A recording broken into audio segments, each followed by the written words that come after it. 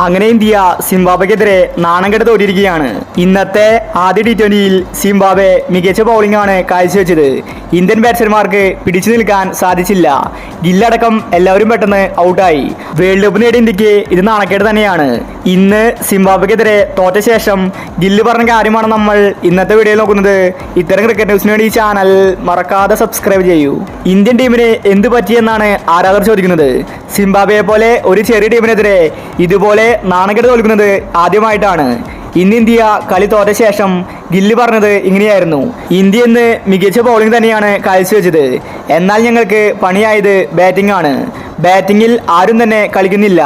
ഞാൻ ഒരുപാട് കഷ്ടപ്പെട്ട് കുറച്ചു നേരം പിടിച്ചു നിന്നു, എന്നാൽ ബാക്കി എല്ലാവരും ഫ്ലോപ്പായിരുന്നു. ഓപ്പണിങ്ങിൽ അഭിഷേക് ഡെക്കിലാണ് പുറത്തായത്, അതുപോലെ റിങ്കു സിംഗും ഡെക്കിൽ പുറത്തായി. എനിക്കൊരു പാർട്ണർഷിപ്പ് ബിൽഡ് ചെയ്യാൻ സാധിച്ചില്ല. ഋതുരാജും റിയാൻ പരാഗും വേഗത്തിൽ പോയി.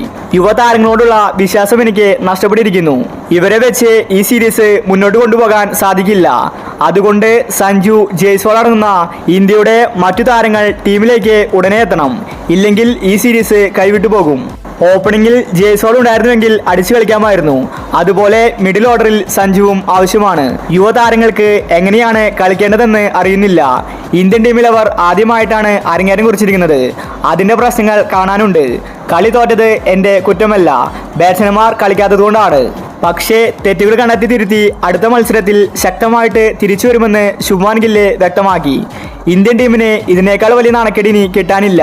T20 വേൾഡ് കപ്പ് നേടിയ ഇന്ത്യൻ ടീമാണ് ഇതുപോലെ നാണം കെട്ട് തോൽക്കുന്നത്.